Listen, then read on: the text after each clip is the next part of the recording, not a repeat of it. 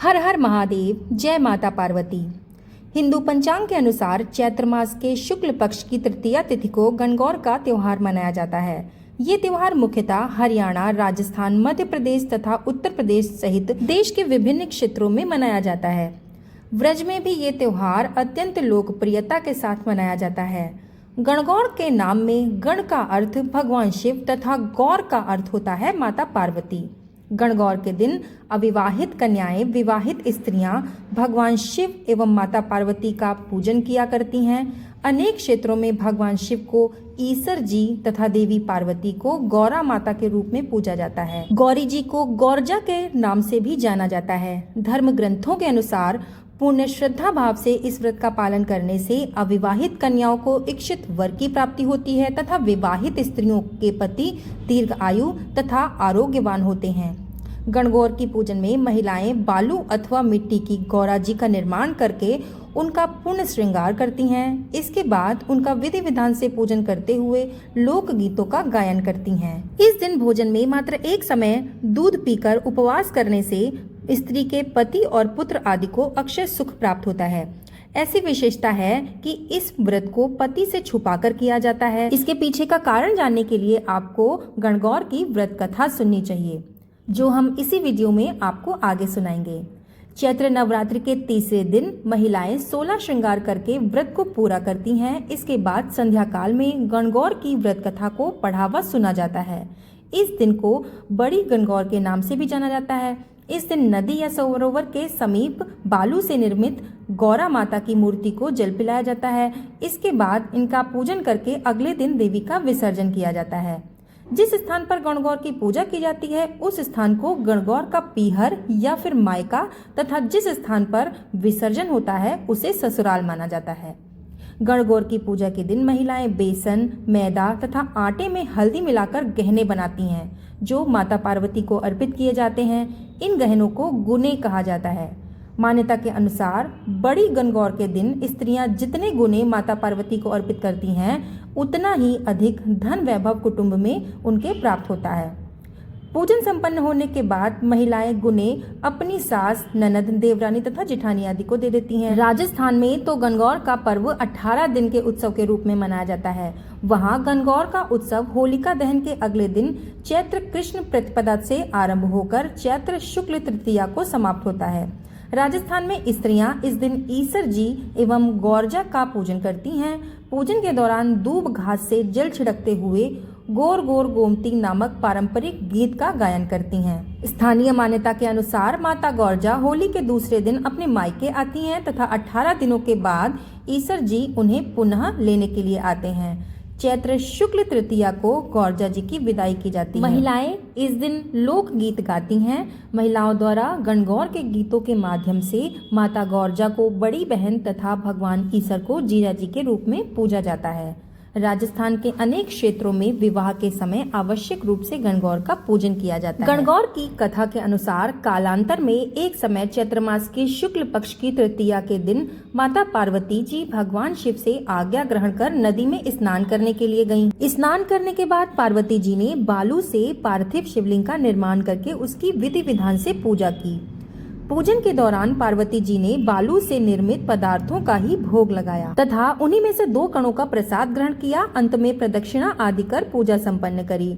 देवी पार्वती के श्रद्धा पूर्वक पूजन से प्रसन्न होकर भगवान भोलेनाथ ने उस पार्थिव शिवलिंग में प्रकट हुए और माता पार्वती को वरदान देते हुए बोले कि आज के दिन जो भी स्त्री मेरा पूजन तथा तुम्हारा व्रत करेगी उसका पति चिरंजीवी एवं दीर्घायु होगा और सुखी जीवन व्यतीत करके अंत में मोक्ष की गति को प्राप्त होगा। माता पार्वती को ये वरदान देकर भगवान शिव वहां से अंतर्ध्यान हो गए। पार्थिव शिवलिंग का पूजन संपन्न करते हुए लौटने में माता पार्वती को बहुत देर हो गई। पार्वती जी नदी से लौटकर भगवान शिव के समक्ष आई। वहां देवर्षि नारद भी उपस्थित थे। भगवान शिव जी ने देवी पार्वती से उनके विलंब आने का कारण पूछा। उनके प्रश्न पूछने पर माता पार्वती जी कहने लगी कि नदी के तट पर मुझे मेरे भाई भौजाई आदि मिल गए थे। वे मुझसे दूध भात ग्रहण करने तथा विश्राम करने का हठपूर्वक आग्रह करने लगे। उनका आग्रह स्वीकार कर मैं वहीं प्रसाद ग्रहण करके आई रही। भगवान शिव लीला करने हेतु कहते हैं कि मुझे भी दूध भात भोग ग्रहण करना है तथा शिव जी नदी के तट की ओर चल दिए। माता पार्वती मन ही मन भोलेनाथ शिव जी से प्रार्थना करने लगी कि हे भोलेनाथ, यदि मैंने आपकी अनन्य पवित्रता से आपकी पूजा की है तो इस समय मेरी लाज रख लीजिए और मेरे वचनों की रक्षा कीजिए।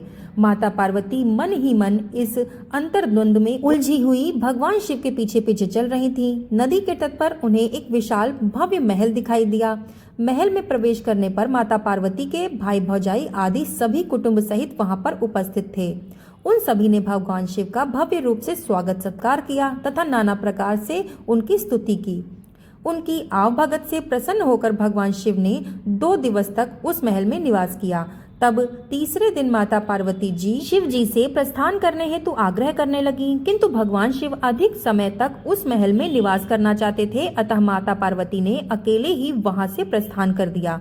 अंततः शिव जी भी देवर्षि नारद सहित पार्वती जी के पीछे पीछे चल दिए।